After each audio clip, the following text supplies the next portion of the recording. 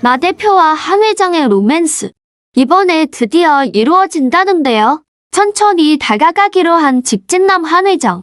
그의 따뜻한 로맨스가 시작됩니다. 구독과 좋아요를 눌러주시면 영상 제작에 큰 힘이 됩니다. 자, 그럼 오늘도 재미있는 술도가 이야기를 시작해볼까요?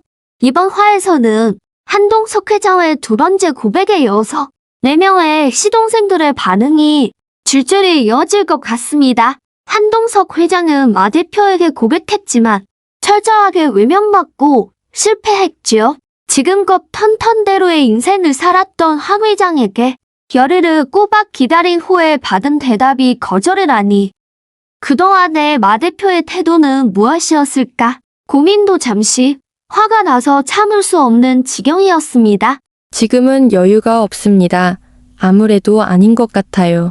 마 대표의 거절에 감정을 잘 드러내지 않던 냉철한 사업가 한 회장은 처음으로 무너지는 듯한 감정을 느꼈고 고스란히 얼굴에 드러나는 모습을 보이고 있습니다. 그리고 굉장히 유치한 모습을 많이 보여주고 있는 상황입니다. 하지만 천수의 독대로 마 대표의 상황을 알게 된 한 회장. 그녀의 속 사정을 알게 되고 후회하였습니다. 그리고 그는 마 대표의 마음을 얻기 위한 계획을 세웁니다. 한 회장은 거의 매일같이 술도가를 찾고 있습니다. 마 대표는 하루 이틀이면 안 오시겠지 했지만 그 다음 날에도 회장님이 계속 마 대표 앞에 나타나는 회장님이었습니다. 그런데 늘 빈속으로 오지 않고 영성 가득히 무언가를 가득 쥐고 방문하고 있었어요. 소소하지만 따뜻한 선물들이 늘 그의 손에 있었습니다. 오늘은 도라지청, 어제는 유기농 주스였고요. 그제는 수제 한방차를 가지고 왔습니다. 마 대표가 따로 부른 것도 아닌데 이쯤 되면 회장님 사랑의 택배 기사 아닐까요? 형수님, 그 회장님, 한 회장님 말이에요. 오늘도 오셨습니다. 오늘도 저는 봤어요. 강수가 조심스럽게 마 대표에게 알려줍니다. 옆에 있던 흥수도 한마디 거들었어요. 오늘은 홍삼 세트를 주고 가셨어요. 마 대표는 한숨을 내쉬며 한 회장의 선물을 바라보았습니다. 한 회장님 쿨한 표정이셨지만 은근히 형수님 보고 싶어 하시는 모습이 역력했어요. 형수님 바쁘다고 하니 서운해하는 눈빛이세요. 그러자 흥수는 진지하게 고개를 끄덕이면서 말합니다. 형수님, 근데 말이에요.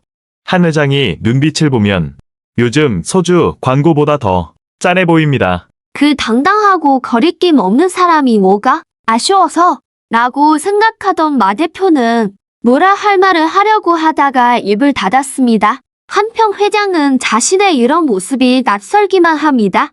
인생에 한 번도 없었던 거절이었습니다.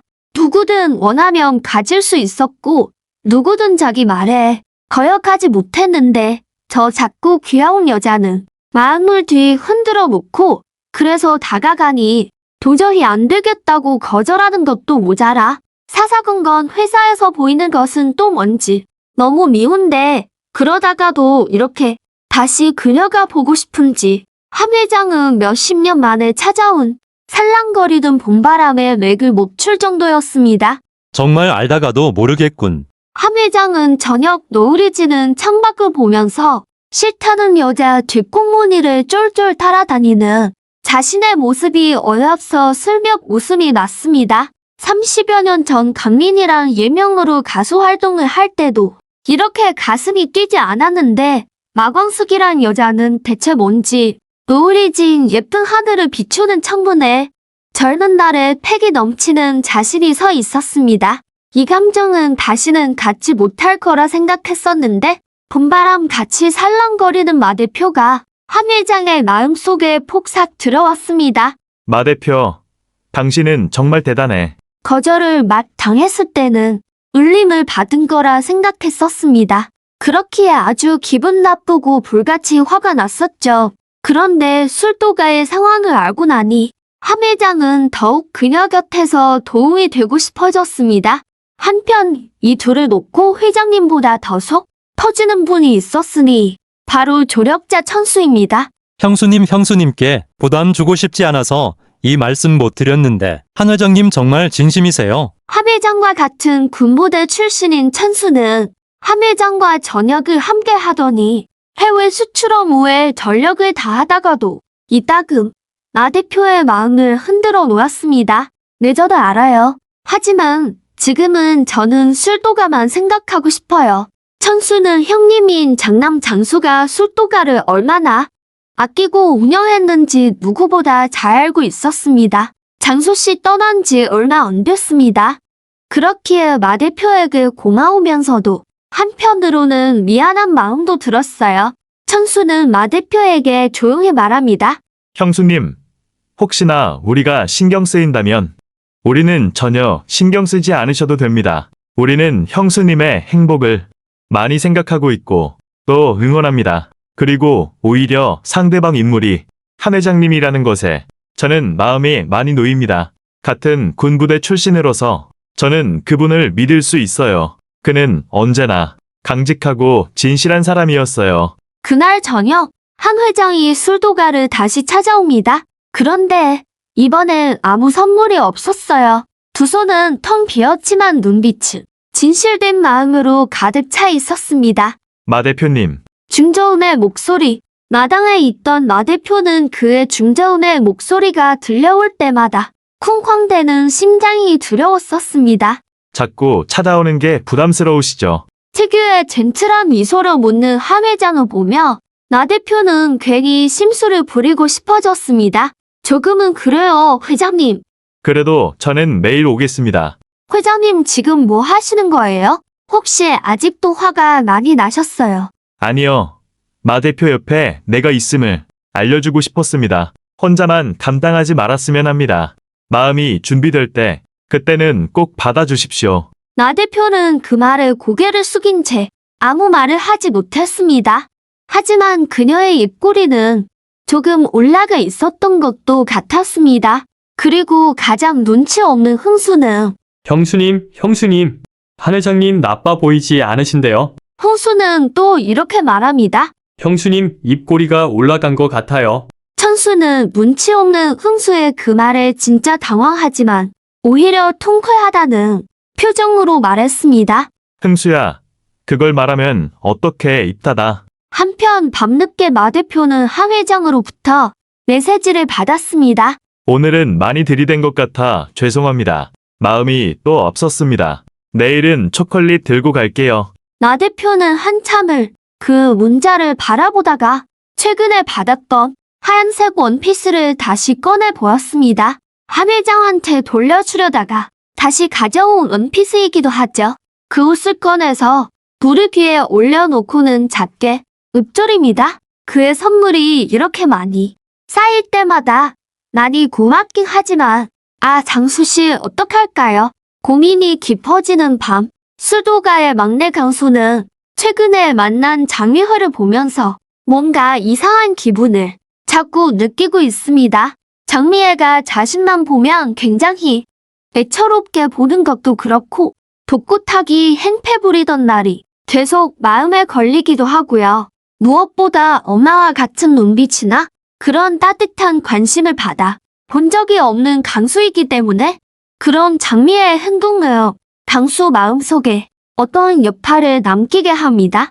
독수리 형제들의 막내 강수는 형제들의 사랑을 듬뿍 받으며 컸습니다. 하지만 엄마의 빈자리는 형제들의 사랑과는 다른 색깔의 사랑이었죠. 강수는 엄마의 존재를 늘 그리워했습니다. 그런 강수가 함 회장에게 독대를 청한 것은 얼마 지나지 않았을 때였습니다.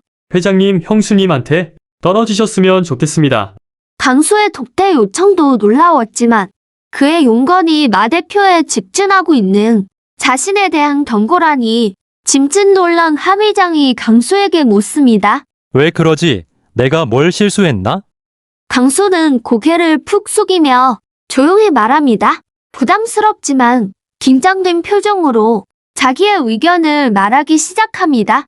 마 대표님, 아니 형수님은요. 우리 형 장수 형님 인생을 다 바쳐서 사랑했던 사람입니다. 저는 아직 형수님 곁에 낯선 남자가 서 있는 것이 아직 익숙지가 않습니다. 강수는 독수리 오형제의 막내였고 큰 형인 장수가 강수를 많이 챙기고 돌봐줬습니다. 그가 갑자기 사고로 죽음을 맞이하게 되면서 그의 아내였던 마 대표에게 강수는 심적으로 의지를 많이 하고 있었던 상황이었어요.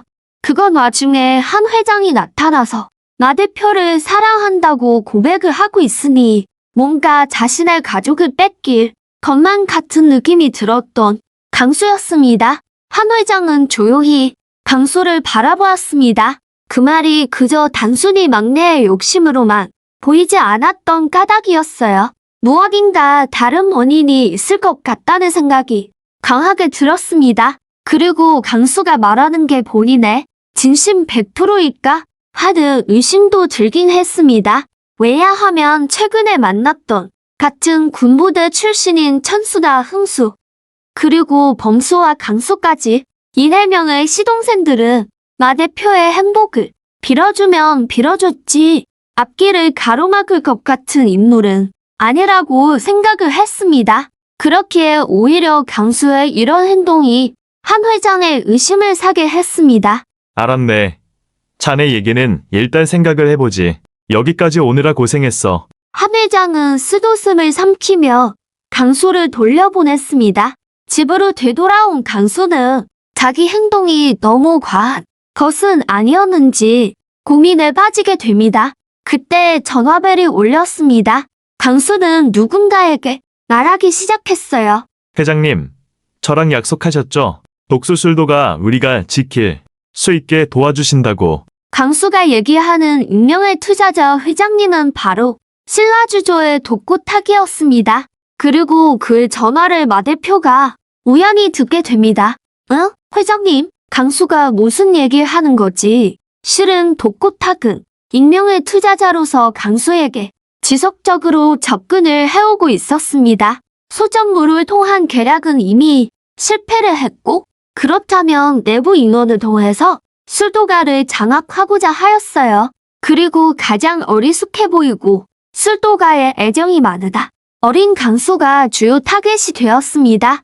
독고탁은 강수의 부모의 부재에 대한 심리적 허점을 굉장히 많이 이용했습니다. 강수는 언젠가부터 자신이 업종리일지도 모른다는 생각을 하고 있었던 상황이었습니다. 그렇기에 위험에 빠진 술도가를 형들 묻지 않게 지켜내고 싶었어요. 버려진 업둥이를 키워주고 먹여준 은혜를 갚고 싶었습니다. 이런 심리를 파고든 독고탁은 익명의 투자자로서 강수를 주고 흔들고 있었습니다. 그는 독수리 술도가를 무너뜨리려 했지만 장미애가 계속 반대하고 있어서 이에 대한 감정도 좋지 않은 상황이었죠. 이 계획은 장미애도 몰랐습니다. 가장 약한 자부터 건드린 독고탁. 그는 강수를 약점을 만들 기세입니다. 독고탁은 강수를 어떻게 이용하려고 하는 걸까요? 정말 독고탁이 강수의 정체를 모르는 걸까요? 장미애는 강수는 그렇게 애틋하면서 범수에게 하는 서스럼 없는 나쁜 행동은 어떤 식의 결과를 가져오게 될까요? 신라주조의 몰락이 곧 시작된다고 하는데 함께 궁금증을 풀어보아요. 다음 예측 리뷰에서 말씀드리겠습니다. 구독, 좋아요는 사랑입니다. 함께 감상해 주셔서 감사합니다.